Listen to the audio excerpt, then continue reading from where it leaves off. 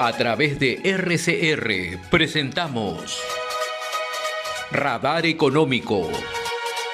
Gracias a el Instituto Peruano de Economía, IPE.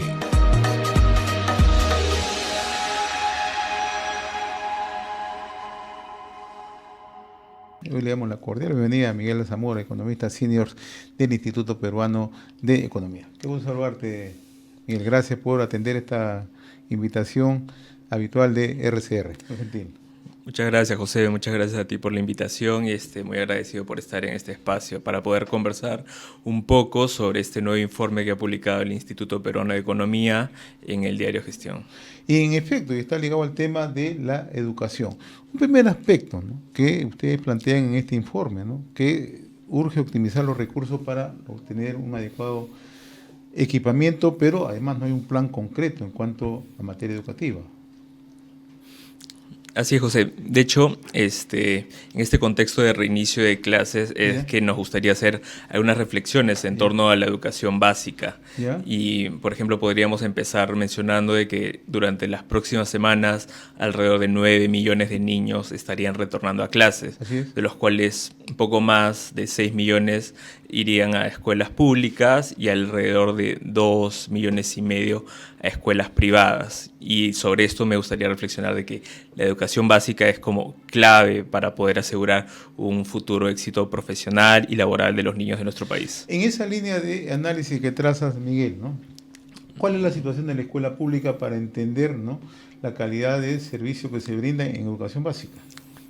Bueno, en torno a lo que se plantea ese nuevo informe del IPE es que existen algunas deficiencias en la educación básica en torno a lo que vendría a ser infraestructura, y también existen algunas disparidades en lo que sería como el gasto de las familias en temas de educación.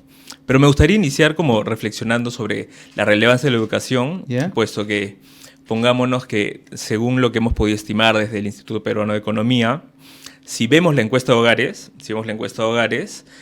encontramos que cada año de educación nos permite tener un mejor retorno laboral, mejores oportunidades laborales, mejores oportunidades de ingresos. Y entonces acá me gustaría hacer algunas menciones. Si consideras solo un año adicional de educación secundaria, puedes tener hasta 5% adicional de ingresos. Y ahora si lo ves para educación un poco superior, la técnica te puede adicionar como 14% adicional de ingresos, y ya yendo a un caso de educación universitaria, te puede adicionar casi hasta 20% adicional de ingresos. Entonces, siempre es importante reflexionar de que siempre es mejor estar más educado. Siempre una mayor formación educativa es mucho mejor.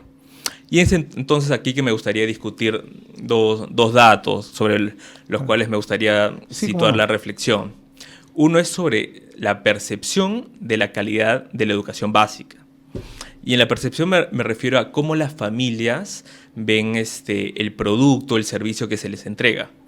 Y entonces aquí desde el Instituto Peruano de Economía, lo que hemos hecho es tratar como de ver qué percepción tienen en cuanto a qué tan malo, qué tan muy malo puede llegar a ser el servicio, y encontramos ahí algunas aristas. Por ejemplo, que el 20% de las familias que reciben el servicio de educación pública consideran que la infraestructura es mala o muy mala, lo cual te condiciona ya de arranque nomás, te condiciona para poder desarrollarte en el ámbito educativo. Y esto debe ser mucho más dramático en zonas rurales. Y en zonas rurales se acentúa la problemática. Entonces, ahí me gustaría como nuevamente repetir, de cada 100 hogares en el Perú, 20 consideran que la infraestructura a la cual asisten sus hijos es o mala o muy mala. Y esto nuevamente, como te mencionaba, de arranque nomás ya te condiciona el cómo puedes tú recibir el servicio. El otro aspecto que mencionabas, ¿qué otra percepción tienen frente a la escuela pública? No, bueno, considerando ahí las distintas deficiencias que puede tener hoy en día el servicio, también me gustaría mencionar otro punto, que es el gasto que hacen las familias en educación. Porque el poder recibir el servicio educativo no implica netamente la matrícula. Existen algunos otros gastos asociados. Transporte, útiles, y entre otros, uniformes, calzado, y que pueden ser muchísimos más. Entonces, alrededor de estos gastos como complementarios, que de todas maneras son como necesarios, entonces me gustaría reflexionar de que estimamos de que alrededor de que las familias más pobres destinarían como 5% de sus ingresos para poder cubrir estos gastos complementarios a la educación. Este porcentaje es mayor al que tiene una mejor posición económica. Los más pobres son los más afectados. Exacto, los más pobres son los más afectados porque de su ingreso total terminan cubriendo en mayor medida lo que son los gastos complementarios a la educación, los cuales los deja un poco más, aún más en desventaja. Entonces, sobre eso también me gustaría reflexionar. Es muy importante, no solo para el tema de la educación básica, poder centrarnos en, como te mencionaba hace un rato, que la infraestructura puede ser un poco mala, sino que existen gastos complementarios que no son menores y que siempre van a existir y que se renuevan año a año. Ahora, y otro dato que he visto, que ese porcentaje se eleva en quintiles de hogares de menores ingresos. O sea, si estamos hablando que esto tiene una fuerte afectación entre 4 o 5%, hay zonas donde incluso en zonas rurales donde el ingreso es muy por debajo, es mucho mayor. Exacto. A lo que vamos, de hecho, en la infografía, ahí te agradezco bastante por resaltarlo, es el hecho de que mientras más vulnerables son las familias, mayor porcentaje de sus ingresos se los estaría tomando estos gastos complementarios. E incluso, ahí como mencionabas, al ser una desagregación mayor de ámbito rural, ámbito urbano, Claro. Esta desagregación puede tomar una mayor relevancia, mientras más vulnerables son las familias. ¿Qué otra reflexión hay respecto justamente al tema de educación básica, la escuela pública? Y además siempre es bueno mirarlo también lo que plantea en un caso la educación privada para poder entender un poco cuál es la dinámica en sí. Bueno, algunas urgencias, de hecho, hay algunas urgencias que hay que resaltar, es la idea de poder como optimizar el gasto público que se realiza para la educación básica. De hecho, el gasto público en educación se ha venido incrementando, pero no tanto pareciera ser así la calidad del servicio educativo. Entonces, ahí, por ejemplo, de lo que te mencionaba, algunos puntos a tomar en cuenta sería, de arranque nomás, infraestructura. Luego, poder tomar en consideración que algunos de los gastos complementarios en útiles, uniformes y estos puedan ser complementados desde la escuela. Y bueno, y por último, me gustaría también reflexionar sobre el hecho de que disculpa, de que siempre es importante tomar en consideración que uno de los insumos más importantes para la educación son los docentes. Y siempre se necesita tener docentes mejor preparados, docentes muy bien remunerados, y no olvidar que esta remuneración de los docentes siempre debe ser, en la medida de lo posible, estar asociado a buenos retornos de la educación, a logros de aprendizaje de los niños, y eso me gustaría destacar, José. Interesante la última parte, ¿no? Y esto tiene que ver con el trabajo meritocrático que hacen los docentes y también con la efectividad que se logra dentro de la escuela, fundamentalmente de educación básica. Ahora, cuando mencionas que, si bien es cierto, ha mejorado el tema presupuestal, pero nos encontramos con una realidad. A veces solemos conversar con propios dirigentes del sindicato del magisterio y ellos señalan que en infraestructura se requieren más de 100.000 millones de soles en el país para tener una infraestructura medianamente óptima. En cuanto al nivel de ingreso, ellos siguen pensando que todavía ese nivel de ingreso no es el más adecuado. ¿Qué hacer en esas circunstancias? ¿Cómo ir mejorando? Infraestructura, el nivel de ingreso, meritocracia y además la efectividad o la capacidad que tiene el docente para poder brindar, digamos, una enseñanza adecuada a los niños.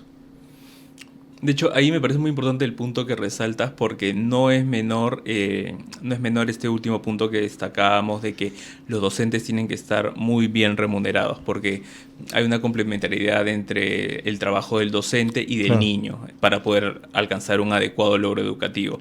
Entonces ahí sí yo estoy totalmente de acuerdo en que es muy importante siempre recordar que los docentes deben estar muy bien remunerados y es la única manera en la que se van a poder alcanzar logros educativos.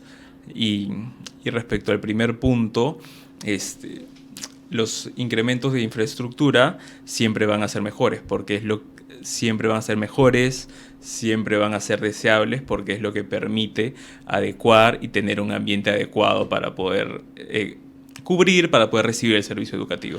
Ahora, ustedes también planteaban que el Ejecutivo no tiene un plan concreto para mejorar la calidad de la educación básica. Entonces, esto, de una otra manera, lo que tú nos acabas, las reflexiones que nos acaba de plantear, reflejan exactamente que no tenemos un plan. Y además, ¿no?, la percepción que tiene el ciudadano, que tiene las familias, abona en eso.